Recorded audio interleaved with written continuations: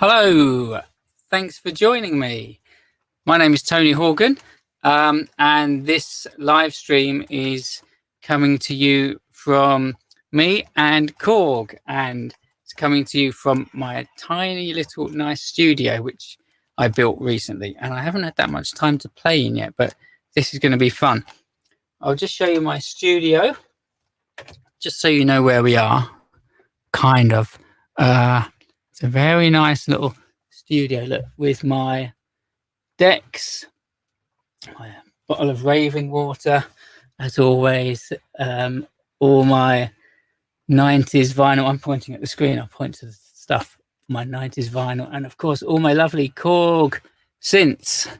So, today, or tonight, as it is for me, what I'm going to do is to play you a new version of a track of mine, and I'm going to do it all using Korg hardware. So this is a track called Everything Sounds Like Something, because whenever I make a track, and I'm sure it's the same with you, you play it to someone and what do they say? Oh wow, that sounds like, fill in the dots here. So I thought, just preempt that and call this track Everything Sounds Like Something. So I'm going to show you my gear first of all. So I'm going to just switch to this camera and let's see if it's working. There we are. So before I play you the track, I'm going to show you what gear I've got. So the idea of this track was this version of the track was to make a version that I could play out live, whether it's on a live stream like this or in other times, maybe when it's actually really live out there and, in front of people in the real world. So that would be nice, wouldn't it? So the original track was a studio track, really, and a lot of it was composed with the Monologue. The Monologue is probably my favorite synth of all. I was very pleased when Korg showed me the Monologue a few years ago. I couldn't believe it, to be honest, because it answered so many of my prayers. It's got this little oscilloscope on it here, for one thing, which I've always wanted my own oscilloscope, and now I do. So the original track, a lot of it was composed with the Monologue and then layered up and multi-tracked. But I wanted something that I could take out and play live, and play a different version of it live whenever I wanted to, so I can tweak it and stuff like that. So it wasn't just a matter of turn up, press play. It's turn up, press play, and then tweak all the knobs. So every time you play it, it's different. So a quick run through the gear, then I will play you the track, and then we're going to go through how it's all made. So we have the Korg Monologue, the original version. That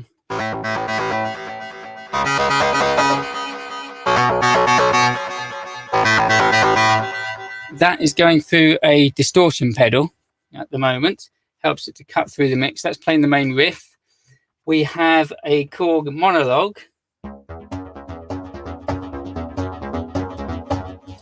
We have a Volca Keys, my favorite Volca of all of them. I know you shouldn't have favorites, but this is my favorite.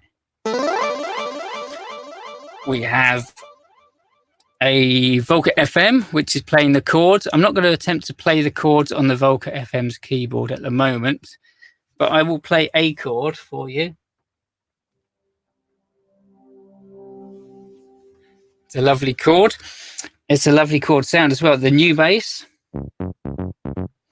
And we have the drums being taken care of jointly by the Volca drum and the Volca sample, which gives us a lovely palette of different sounds.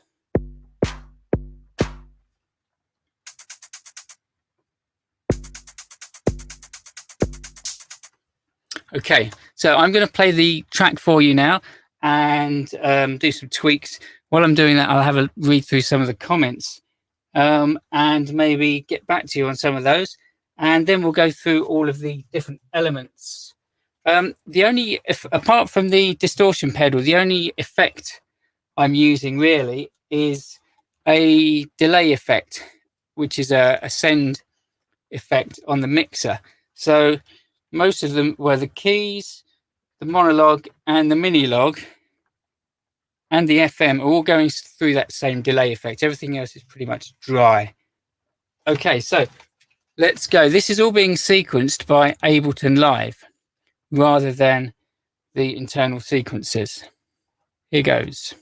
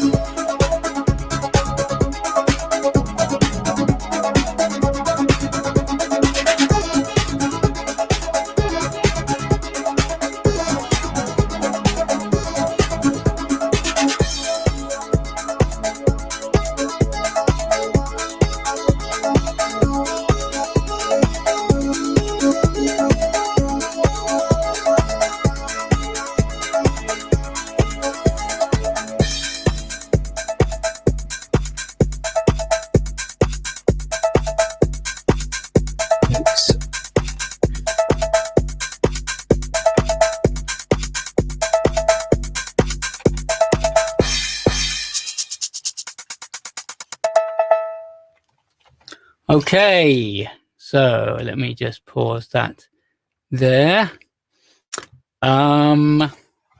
Did my overhead camera die then?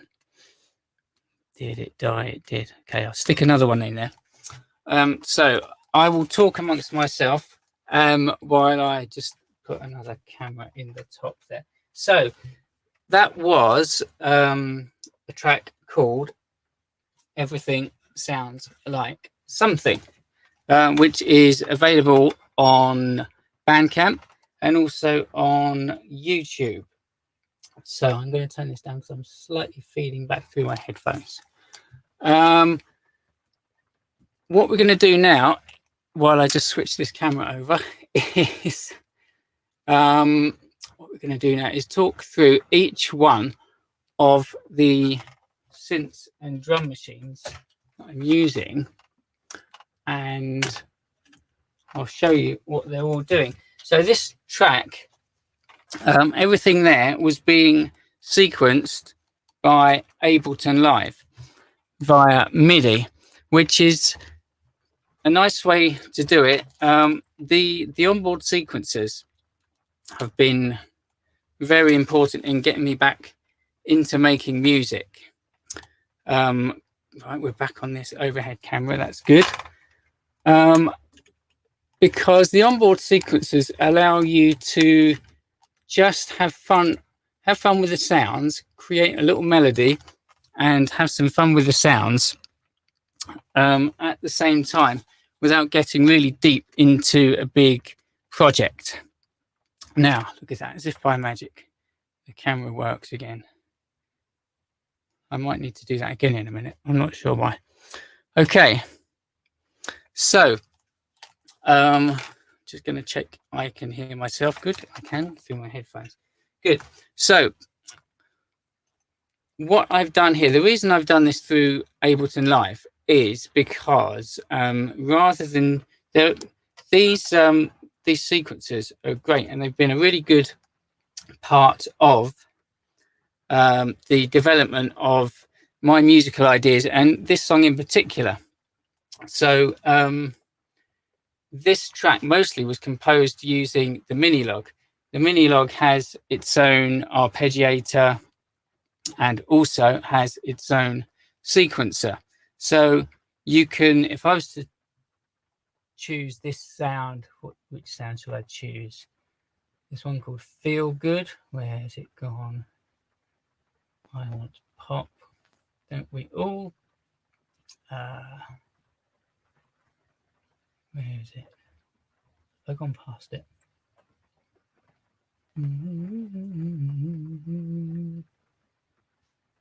Thought it was number 10. Anyway, I'm going to stick my specs on for this one. Where's that patch? There we go. It was number 10. It was there. I just went past it. If I turn off the distortion.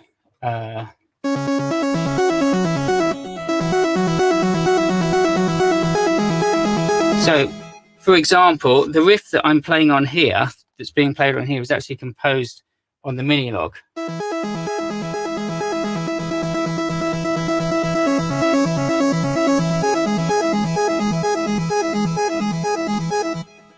So the Monologue is fantastic for kind of getting ideas together.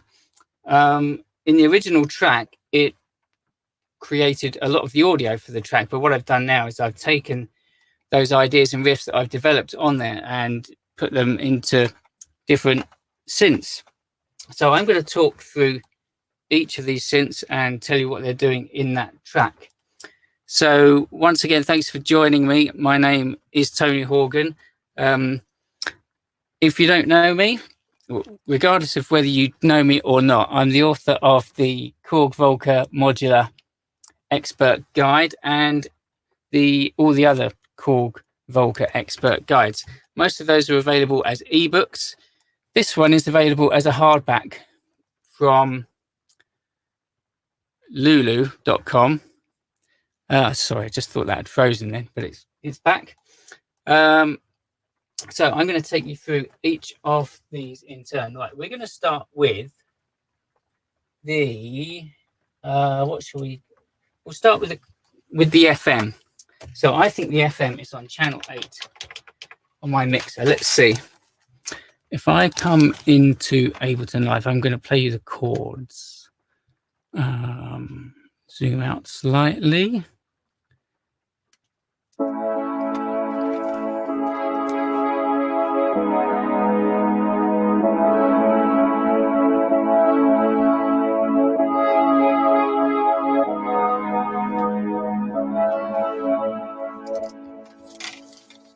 So that's coming from the Volca FM. The Volca FM is lovely for certain sounds. I think for chords it's great. You can sequence a lot of chords on the Volca FM because it has the pattern chain feature. It allows you to get a lot of kind of longer sequences in there, which works really well for chord progressions. That patch I'm using is called Warm Pad 29, and it's from a set called Dr. TW Warm Pads. Pretty sure that's what it's called, which is available from the Audio Bombs website. That's where I got it from. Okay, so I'm just going to talk about the chords for a moment in terms of, and I'll switch back to this just so we can sort of chat a bit more. Thanks for all your comments, by the way. It's nice to see you all here. So the having the chords, I think, is really an important part of certainly making this track. Once you've got the chords, then you've got something then that you can riff over. It makes it a lot easier to compose stuff. I find if I'm trying to figure out a melody or a riff or something like that, without chords, it kind of doesn't really go anywhere for me. But when I've got chords and I'm playing over the chords, it just kind of works, and you know, you get a feel for something. My tip for choosing chords for a song, everyone's different, obviously.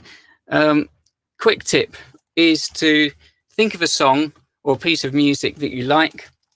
It might be really uncool. It could be any piece of music, but a piece of music that has a certain feel to it, whether it's happy, sad, tense, whatever it is, that has some kind of emotion.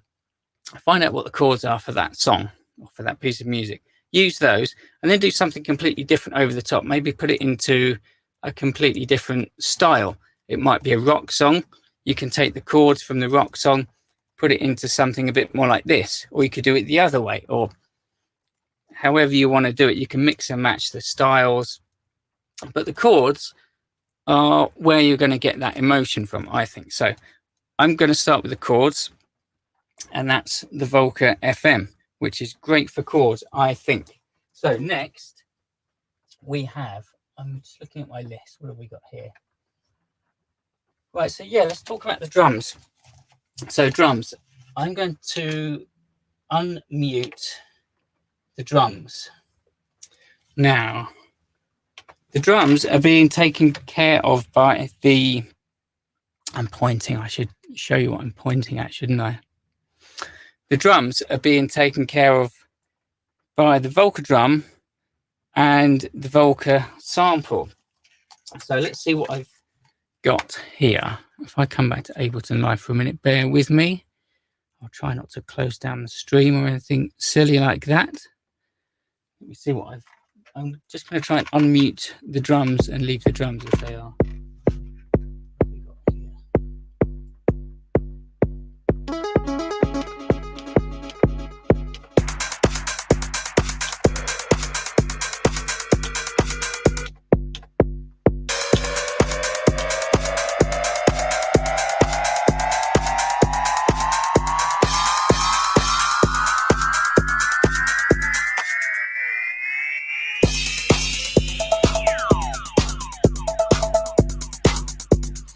Okay, so I think this little patch here is quite good to demonstrate what's happening.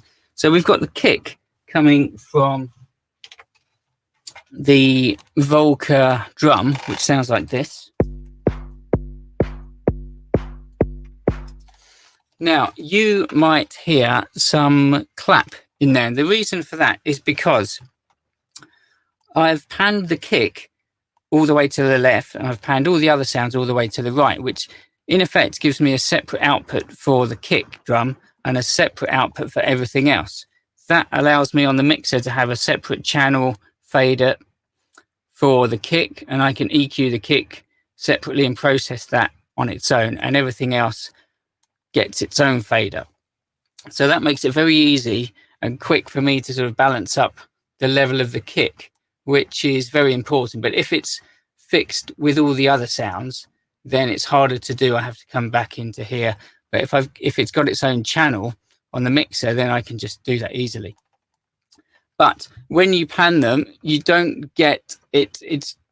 You do get a little bit of crosstalk. Okay, so that's why you can hear a little bit of the clap. So if I bring that in, I think that's on channel 2, then you should hear that.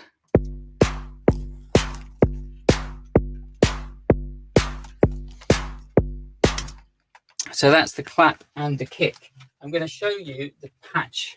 These are custom patches, the kick and the clap. I'm going to show you those.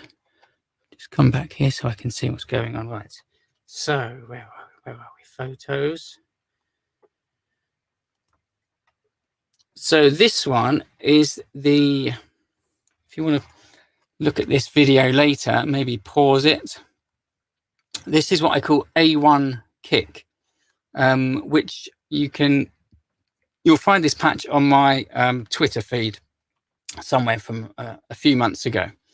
So that's the kick, and the clap is this sound here. Again, another patch that I've created. I call that one A1 clap. I'll talk to you briefly about the kick. The kick is mostly sine waves. This sine wave here and this sine wave here are audio waves. This wave here and this wave here, these are amplitude envelopes. No, these are the amplitude envelopes, and these are modulation envelopes. So what happens with the kick is there's a slight kind of slope up in the pitch and down again. Is that frozen or is it coming back? Couldn't handle it. Sorry, that's frozen again. I'm just going to switch back to this, and then we will be most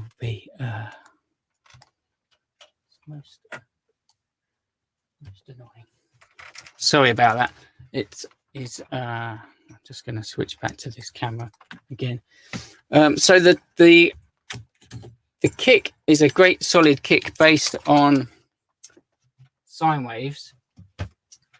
The clap is based on some white noise. Good. Camera's back again. Sorry about this. I'll finesse this for the next stream, the next time, if there is a next time. Switch back to this. There we go. It's all part of the fun, isn't it? Okay, so let me just show you the clap briefly. This is the clap, and this is the clap patch, so to speak. So the thing with the clap patch is that we're using this. It doesn't like it when I take it too close up to the top, does it? There you go. Right, it's back again. We're using the multi-peak amplitude envelope. So what that does, that gives you, instead of just a white noise sound that goes psh, it gives you a psh, like this, a sort of a staggered sound.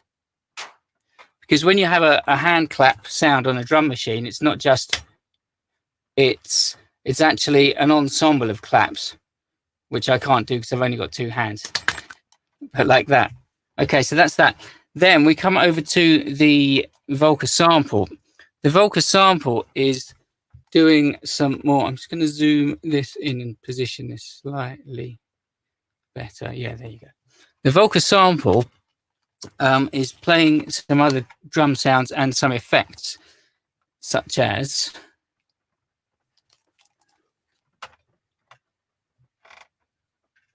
let me unmute that. Bring them all back. So we've got some rhythm loops,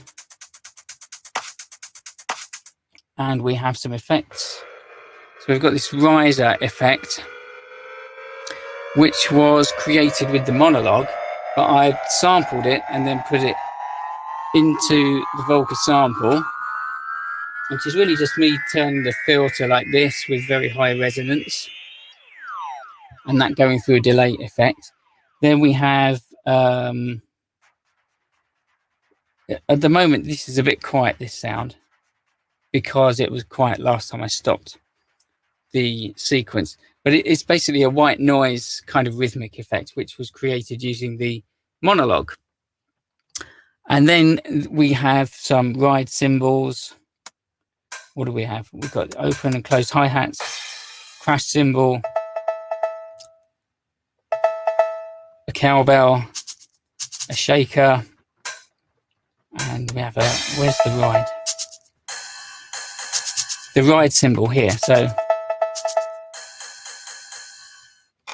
I always think there's always room for a ride cymbal. It just really, the drums can be going along like this and everything's full up, but you can always put a ride cymbal over the top and it just lifts it all up a bit. So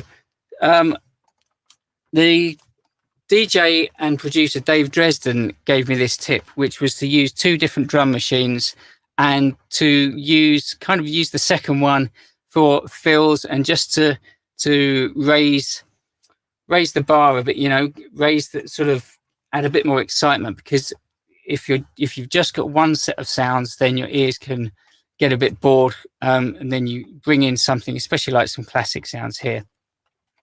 You can use that to keep it fresh, and even sort of chop and change. So you can have a hi-hat here and a different hi-hat here, and in one part of the track this hi-hat's playing, and then it will switch to this hi-hat on, you know, after another 8 bars or something like that.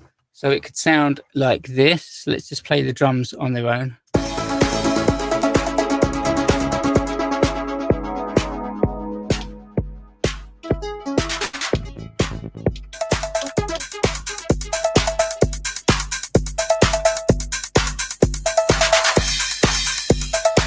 So you can see the drums all going on there.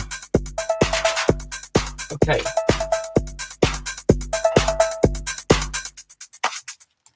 Before we progress, I'm just going to take a very quick look at your comments, because I'm supposed to be doing that, aren't I? So, Cool Gear, so Alan Buffington, Cool Gear, how much of it does the wife know about? That's why it's all in my little studio. I still have the Korg Wave Station AD I bought in 1991. What a year 1991 was. Right, well, hello to everyone. I better not go through those comments because I'll never get on with the rest of it. So, we are halfway through here. I am Tony Horgan, and this is the Korg live stream, which you can catch every Wednesday at this time. And I am talking you through my track called Everything Sounds Like Something, because that's what everyone always says, isn't it? When you play them a track, hey, that sounds like my nearest reference point to your style of music. Hey, okay, so we've done the drums and we've done the chords, which were played on the FM. So next, we are going to look.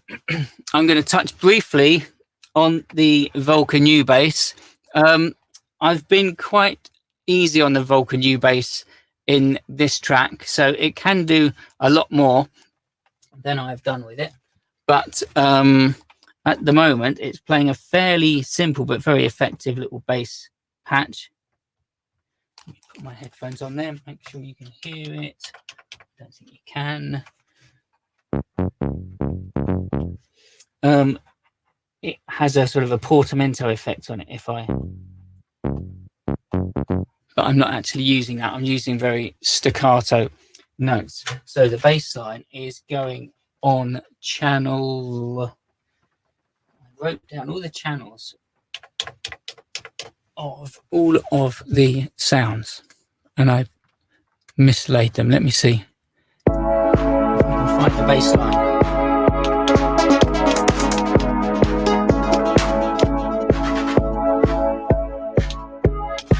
Must be on that channel. It's just that there's no bass line in this part. Here we go.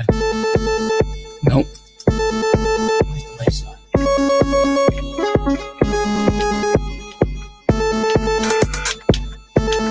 Where's the bass line? Where's the bass line? It's not there.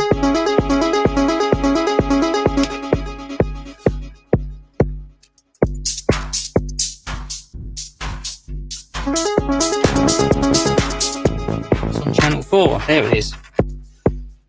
So.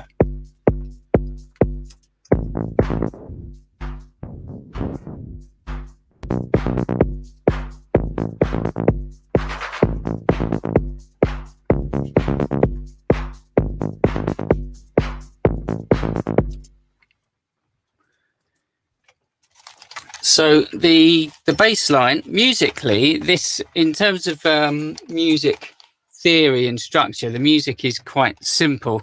The bass line is following the chords. So really that's the easiest way to make a bass line. If you have the chords, is just to take the root note or the first note of each chord and then use that for your bass line and play a little rhythm on it, maybe cut between the kick drum and the bass sound, so that the bass sound isn't overlapping the kick drum too much. So the bass line really is just following the chords. Then what we've got next is what am I going to do next? I'm going to do so we'll go over to the monologue. The monologue is being deployed here, doing two different bits of the track, really. The original track had, come back to this so I can talk to you again. Hello, there you are. The original track was more complex because it was arranged in the box. I think that's what they call it, isn't it? On a computer, let's just say that. So I could have as many tracks as I wanted, but for this version, I wanted something that I could play out live, and also something that I could tweak. So in order to keep it manageable, I've kind of had to combine a few things into like fewer instruments. So the monologue is playing certainly two different lines. It will switch from one line to another. So the lines it plays are quite simple. It's, in this case, it's using a patch called Model 800, and then I'm tweaking that. So it sounds like, I'll tell you what it sounds like when I've had a drink of water. Hang on. So let's find, I'll go back to the start of the, switch this back to this view. If I go back to my Ableton Live bit.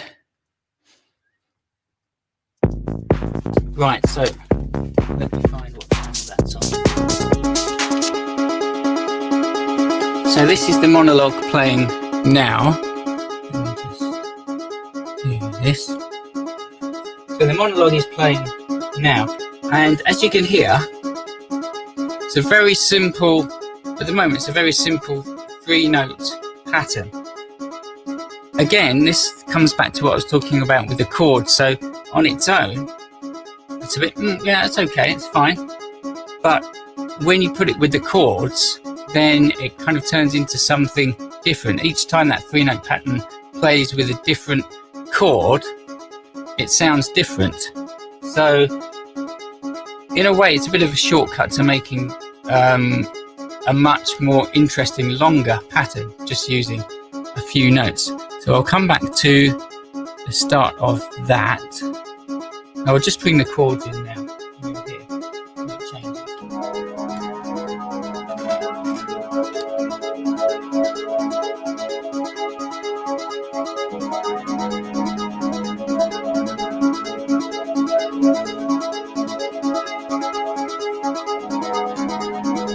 So now you can hear It's actually, those are the same notes being played over the top of these chords here, but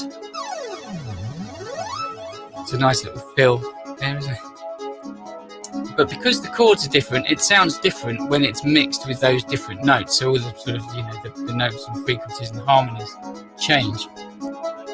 As this sound progresses, or in the track, this little basic little loop changes to something slightly different. But generally what I'm doing with this is some very simple tweaks. I'm using the decay control here on the EG decay control to make it longer, or to make it shorter, so we've got a very staccato sound, or we can open it up.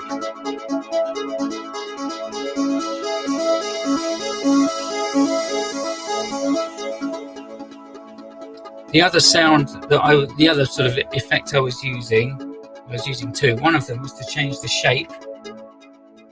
So if I come back to that, because that's just come out now, come back to the start of that.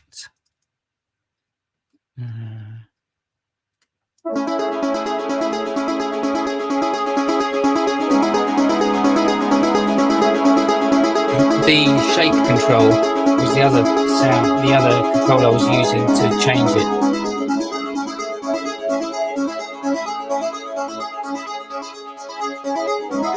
So what that's doing really is, I'm going to stop this so I can explain a bit more clearly.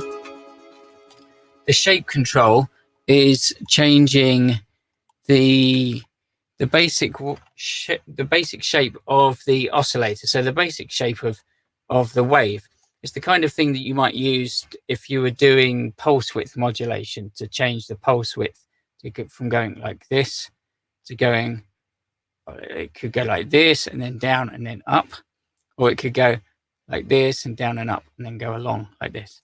Anyway, so okay, let's do it like this. Here's my wave, and then when I change the shape control, the wave goes like this, or it goes like that, or it goes like that.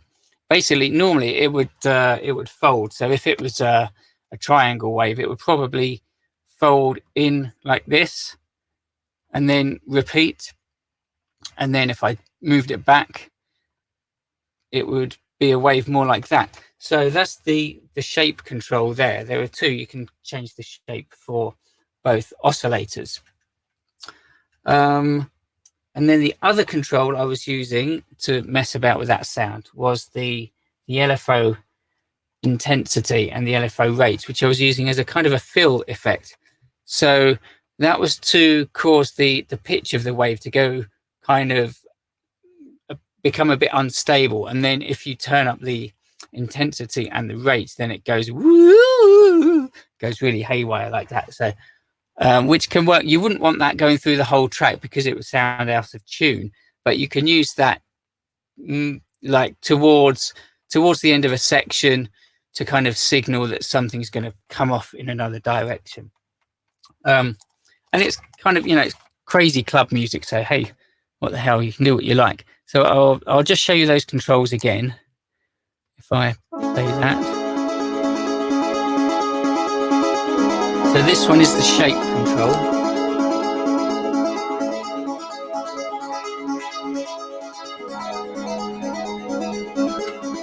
So that is the one that's doing this kind of wave folding effect on the wave shape. Then you've got the decay time to make a longer sound or a shorter sound. And then you've got the LFO, which is controlling the pitch, which makes it all go a bit.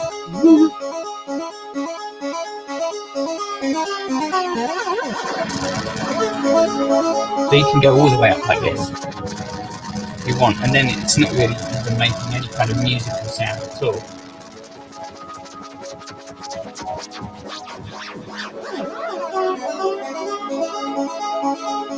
In fact, I'm going to tell you one more trick if I've got time.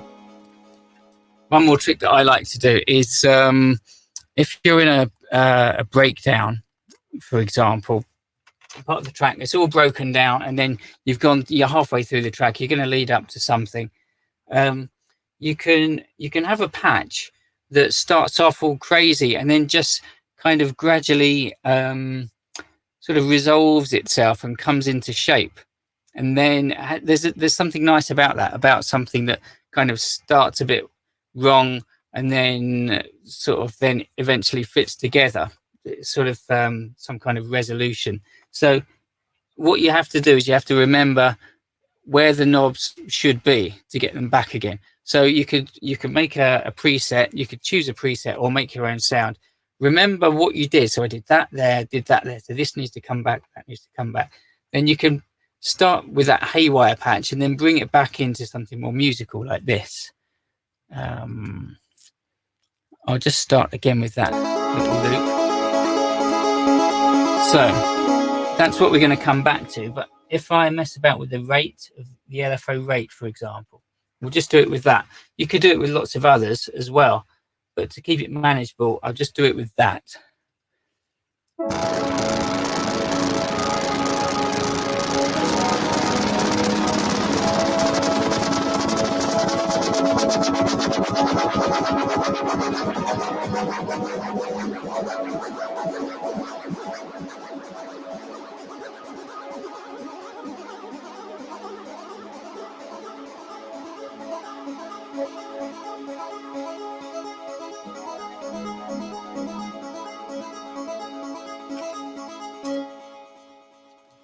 So yeah, so there you go. It's like kind of taking, instead of messing up the patch, you're taking the sound and you're bringing it back to what it should be. Anyway, so there's the monologue. The monologue, like most of these things, is going through one delay effect on the mixer. They're all going through a send and return delay effect. Apart from just adding a delay effect, it also adds a bit of phasing as well, because if you got let's say a note plays here and then it plays down the line, it kind of meets another copy of itself down here. Let's try to, it goes boom, boom, boom, boom, and then it meets another copy of itself here, but not quite exactly. It's sort of somewhere like this, and you get this sort of phasing effect as they all kind of layer up in the delay. It works especially well for the FM as well. And I find you probably don't need any reverb if you're using delay. You might do, but I like to use delays with long feedback times and don't really need to use reverb, and it can keep the sound a bit cleaner if you're not using reverb. Okay, so moving onwards, because what's the time? Let's have a look. I need to keep at least 6 minutes to play the track again for you. So what we're going to do, the keys. So we've got the keys and then the mini log. So yes, we're going to talk about the Volca Keys now. So yeah, thanks for sticking with me. Thanks for joining me whenever you have at this juncture. What we're going to do is continue to talk about my track on this Korg live stream at the regular Wednesday time. And we're going to continue breaking down this track of mine called Everything Sounds Like Something, which is available from my Bandcamp or YouTube channel. And I am Tony Horgan. I'm going to just see, good. I was just checking I'll switch down here. I was just checking the Proco Rat distortion pedal was still alive, because it has a tendency to run out of battery power. But I just turned it off deliberately, and that's why it wasn't on. Good. So I'll come to that in a minute. So I'm going to talk about the Volca Keys and the role that the Volca Keys plays in it. So the riff that the Volca Keys is playing was, yes, this was one that I came up with from the mini log. Let me see. I need to unmute all of the tracks here.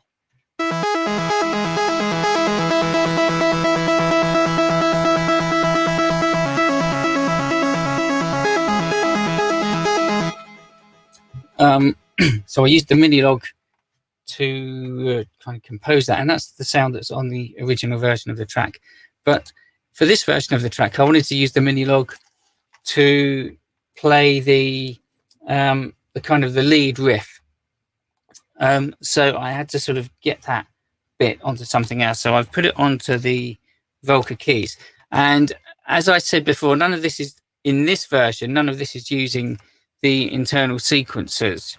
This is all being sequenced by Ableton Live, which gives me more scope to kind of construct, a whole structured track with little fills and drops and stuff like that, and still be able to tweak it along the way. So I kind of reconstructed that riff in MIDI, and now it's being played on the Volca Keys. So I'm going to try to isolate that for you on the mixer. Okay. Now I'll try and just find that for you in the, where are we? In the sequence.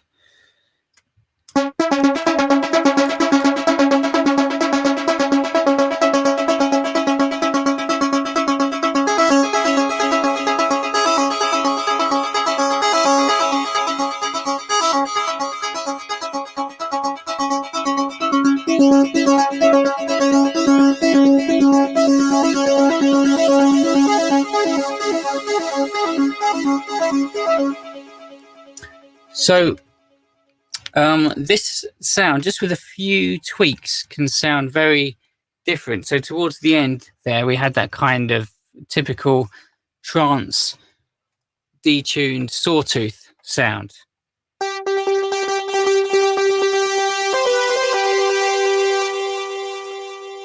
This is using the unison mode of the Volca Keys. So the Volca Keys has 3 oscillators, so it's got 3 waveforms. Unison puts them all together, so you can't play a chord in unison mode because they're all playing the same note. They're all joined up. But what you can do is use the detune knob to get that oscillator. So this is a waveform. Imagine that's a waveform, and here's another waveform on top. Now, if they're just the same, then it will probably sound the same as that. But 2 reasons why it won't. One is because this is analog, and analog things move around and get hotter and colder, and they're not just sums that are always the same. 2, it has this detune knob that allows you to move the things apart like this. So the peaks in the waves don't always happen at the same time. They'll kind of happen like this, and then they'll kind of go like this, go out and come back in again. So, and the effect of that is this kind of sound.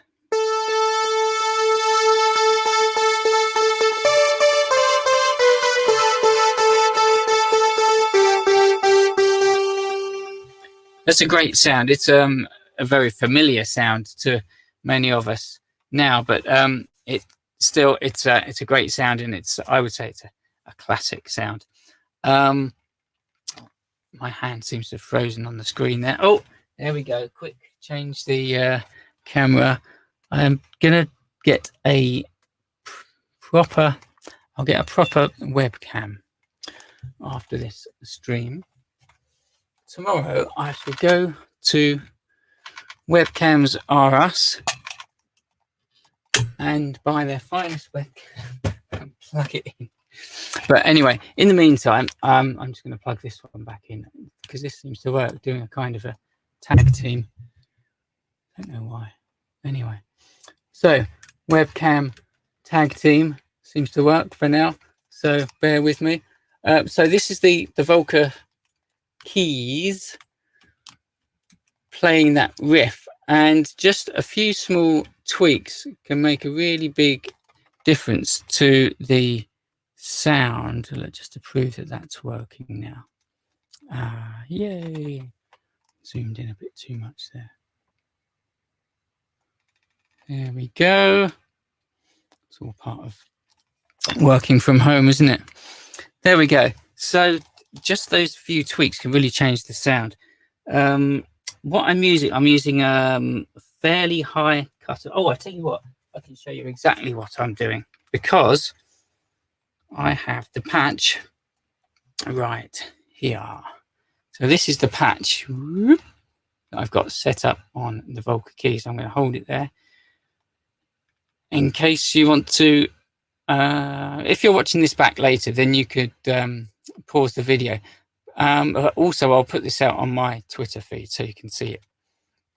So that's the patch on the Volca Keys, and a few small tweaks with the sustain and release change the sound a lot.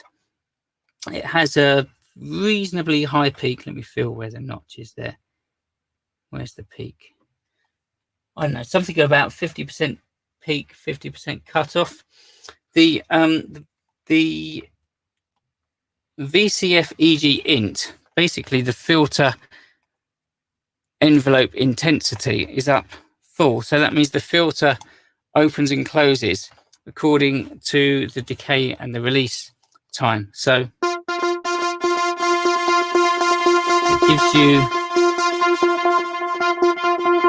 it gives you a sort of a sound that will come down like this, especially on shorter notes. And that's a bit more noticeable if you turn the detune down. Anyway, so that sounds really nice, especially when it's going through a delay. I'll just play that for you once more because we need to move on because we're running out of time.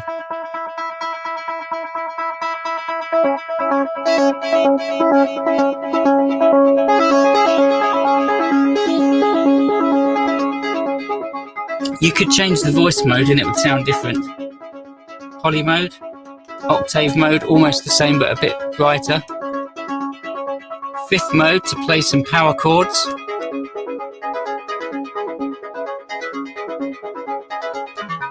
Unison ring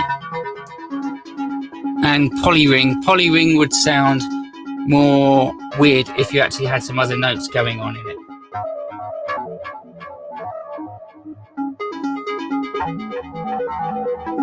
Anyway, so we're going to come back to that unison mode. So I need to bear in mind, I'm going to play you this track again before we run out of time. I'm going to play the track for you again. I'm going to come right back to this. This is the Cross Tiger. This patch is called Cross Tiger. It's a very angry tiger. And it's played somewhere down here and it goes through a distortion. And if I unmute the tracks, you would hear it, I think. Yeah.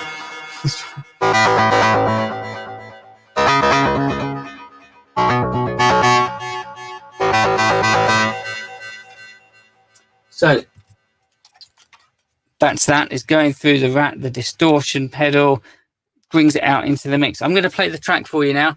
And then maybe we'll have a chat if we've got time at the end of it. I'm going to start this track. I'm going to start it right at the beginning and we'll see what happens.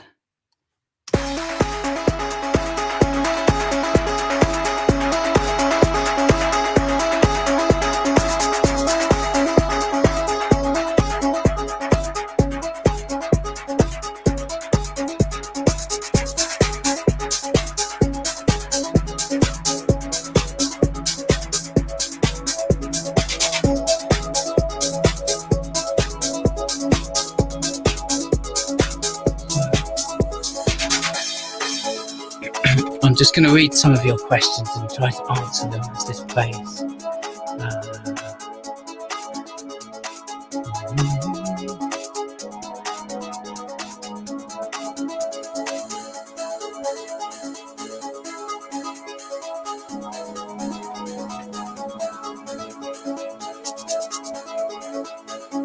I'm using a variety of MIDI interfaces to answer that question.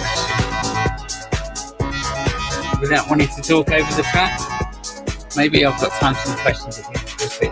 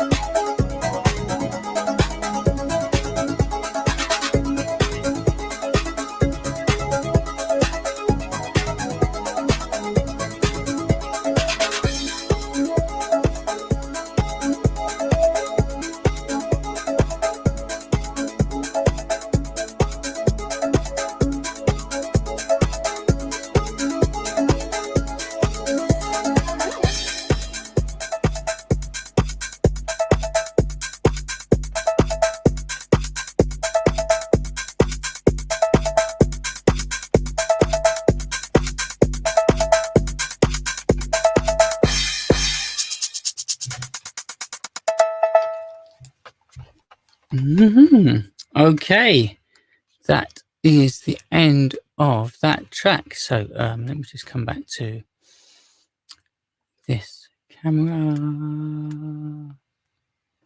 Hello. Well, yes. So thanks for sticking with me. Thanks for joining me. It's been a lot of fun. I haven't really got round to answering all of your questions, I'm afraid, but maybe I can do that later. It's very hot in my studio. I would open a door, but then I don't know, something might come in. So yes, thanks for joining me. I'm Tony Horgan. You can find me on all of those kind of things, Twitter and whatnot.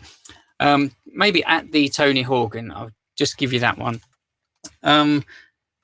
This has been a production with Korg. Korg will be live streaming every Wednesday at this time, so do check in. You can watch this back in full from Korg's YouTube page and Facebook page, so do that. And if you have any questions there, I'll see if I can jump onto the questions there too. I'll keep an eye on that. So thanks for having me, and I will see you soon, I hope. Okay, goodbye.